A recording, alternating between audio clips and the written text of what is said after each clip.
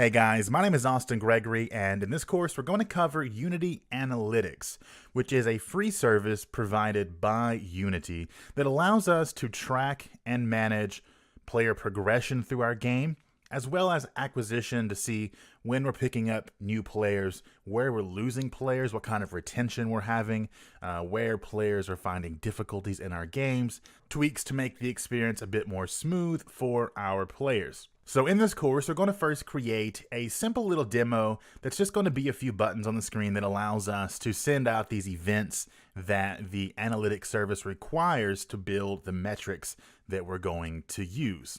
So very simple start. Then we're going to set up the analytics service itself inside of the editor, which is also a very simple thing to do. And then we're going to look at the core events that Unity sends for us. These are events that Unity handles for us. Then we're going to look at sending out standard events, which are events that Unity has defined for us, but we get to decide when they fire off. So we can use this to track player progression through certain levels, for example. We're also going to track some simple in-app purchase events. We're going to send some dummy data to the service to say, hey, somebody bought something, just to see how that looks in the dashboard. And then we're going to set up and talk about funnels. Funnels are quite powerful and maybe the most powerful tool you will use from this course.